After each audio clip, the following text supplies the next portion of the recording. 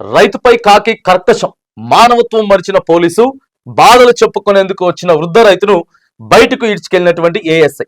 నిర్మల్ జిల్లా ఖానాపూర్లో ఘటన ఇదేనా ప్రజాప్రభుత్వం? హరీష్ రావు ఏఎస్ఐను సస్పెండ్ చేసినటువంటి అధికారులు చూడుగా. ఒకసారి రైతు కంప్లైంట్ ఇవ్వడానికి పోయినట్టు, ఆయన బాధ చెప్పుకోవడానికి పోతే ఇగో ఇట్లా ఇవాళ ఇది తెలంగాణ మెయిన్ పేజీలో కూడా ఇదే ఉంది, స్వేచ్ఛలో కూడా ఇదే చూస్తా ఉన్నాం మనం. ఇగో చూడండి, ఎందుకంత ఓవర్ యాక్షన్. వృద్ధ రైతు మెడ పట్టుకుని నిర్మల్ జిల్లాలో అమానుష ఘటన. మంత్రి సీతక్క ఆదేశాలతోటి ఏఎస్ఐని సస్పెండ్ చేసిరట. మంచి పని చేసిర్రు, చాలా తొందరగా కూడా రెస్పాండ్ అయ్యారు. ఈ విషయంలో అభినందిస్తా ఉన్నాం. ఎందుకంది అంత, దేనికోసం? అదే ఒక బీఆర్ఎస్ పార్టీ అయినో, కాంగ్రెస్ పార్టీ అయినో, బీజేపీ పార్టీ అయినో వైట్ అండ్ వైట్ వేసుకొని ఆరాంసే వస్తే కూర్చోబెడతారా? ఆయన వస్తే కూర్చోబెడతారు. రైతు వస్తే మాత్రానికి, అది కూడా వృద్ధుడు వస్తే ఆయన మెడబట్టుకోవాల్సినటువంటి ప్రయత్నం దేనికోసం వచ్చింది? అసలు ఎవరిచ్చారు అధికారం? మెడబట్టుకునే అధికారం, కొట్టే అధికారం ఎవరిచ్చారని చెప్పేసి మేము బాగా చెప్తా అడుగుతా ఉన్నాం. ఆయన ఏం తప్పు చేసిండో విచారణ చేయండి.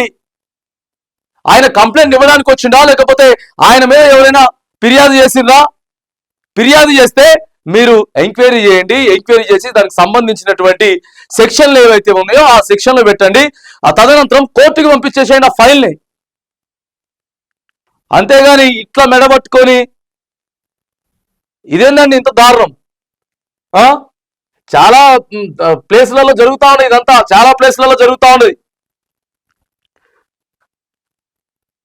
నిర్మల్ జిల్లా ఖానాపూర్ మండలంలో అవమానమైన ఘటన చోటు చేసుకుంది.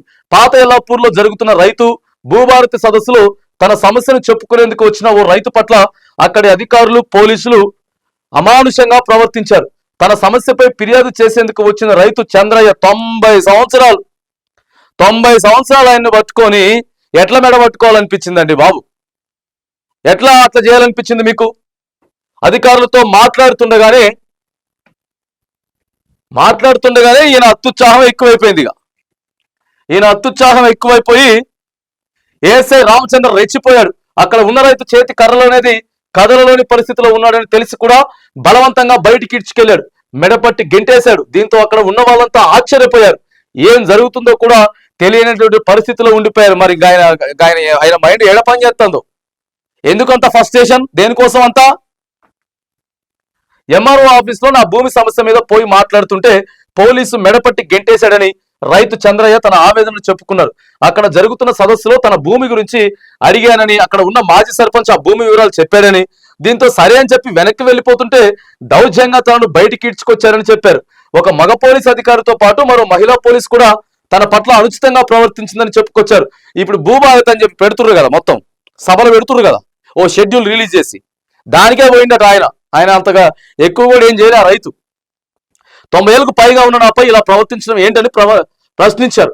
ఉన్నతాధికారులకు తన భూమి సమస్య చెప్పుకునేందుకు వస్తే నన్ను కనికరం లేకుండా ఆ పోలీసులు ఈడ్చుకెళ్లారంటూ రైతు చంద్రయ్య ఆవేదన వ్యక్తం చేశారు. ఇక ఆయన్ని సస్పెండ్ చేశారు మంత్రి సీతక్క ఆదేశాలతోటి. పాత ఎల్లాపూర్లో జరుగుతున్న భూభారతి సదస్సుకు వచ్చిన రైతు అధికారులతో వాగ్వాదం చేస్తున్నాడని, అక్కడ నుంచి రైతుల్ని పంపించాలని చెప్పడంతో ఏఎస్ఐ రామచంద్ర రైతు పట్ల దురుసుగా ప్రవర్తించారని ఎస్పీ జానకి తెలిపారు. ఇలాంటి చర్యలు హర్షించమని అన్నారు. నిర్మల్ పోలీసులు మీ పోలీసులు అంటూ ప్రజలకు దగ్గరవుతున్న సమయంలో ఇలాంటి చర్యలను సహించం. మంత్రి సీతక్క ఈ ఘటనపై ఆరా తీశారు. ఉన్నతాధికారులు కూడా క్రమశిక్షణ చర్యలు తీసుకోవాలని ఆదేశించారు. దీంతో విచారణ జరిపి అతని విధుల నుంచి తప్పించినట్లు ఎస్పీ జానకి కూడా అక్కడ చెప్తా ఉంది. నిర్మల్ జిల్లాకు సంబంధించినటువంటి ఎస్పీ గారు. మరి కొంతమంది అధికారులు పోలీస్ డిపార్ట్మెంట్ లో ఒక చాలా గౌరవప్రదమైనటువంటి డిపార్ట్మెంట్ లో పని చేసుకుంటా ఇగో ఇట్లా ఫస్ట్ స్టేషన్కి పోయి కొద్దిగా ఓవర్ యాక్షన్ చేస్తా ఉన్నారు. అందరు కాదు, అందరు కానీ 90% మంది ఉన్నారు తెలుసా, పర్ఫెక్ట్ గా హెల్ప్ చేసేటటువంటి పోలీసులు. ఇలా చాలా బాధ్యతగా పనిచేసేటటువంటి పోలీసులు, ఎందుకంటే మనం చూస్తా ఉన్నాం కాబట్టి చాలా రెస్పెక్టబుల్ గా ఆ డిపార్ట్మెంట్ కి పేరు తెచ్చేటటువంటి విధంగా పనిచేస్తా ఉన్నారు పోలీసులు అంతా కూడా. ఓ 10% మంది ఇట్లా సైకోల్లాగా చేసి ఏది పడితే అది చేసి డిపార్ట్మెంట్ కి చెడ్డ పేరు తెచ్చేటటువంటి ప్రయత్నాలు చేస్తా ఉన్నారు. అందుకే సస్పెండ్ చేసిండ్రు. బంద్ చేసుకోవాలి. ఇలాంటి ఏమన్నా ఆలోచనలు ఉంటే, లేకపోతే నీకేమన్నా బీపీలు అయ్యి కొద్దిగా ఎక్కువ ఉంటే, లేకపోతే నీకు వేరే తలకాయ నొప్పులు ఏమైనా ఉంటే అవన్నీ బయట పెట్టాలి. అవన్నీ బయట పెట్టి డ్యూటీకి వచ్చేటప్పుడు సక్రమంగా రావాలి. కానీ నేను గల్లా పట్టుకుంటా, ఈడ్చుకెళ్తా, అది చేస్తా కంటే చట్టం చేతిలోకి తీసుకోవడానికి లేదు. నువ్వు పోలీసు కాబట్టి రైట్ కొంచెంగా బెదిరించేటటువంటి ప్రయత్నం కాకుండా, లేకపోతే కొంచెం చెప్పు, గట్టిగా చెప్పు, నోటి మాటతో చెప్తే సరిపోద్ది.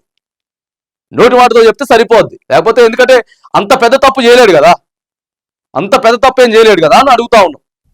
ఇప్పటికైనా సరే ఇగో ఇలాంటి జర ఆలోచించి చేయాలని చెప్పేసి పోలీస్ అమలు మనం విజ్ఞప్తి అయితే చేస్తా ఉన్నాం.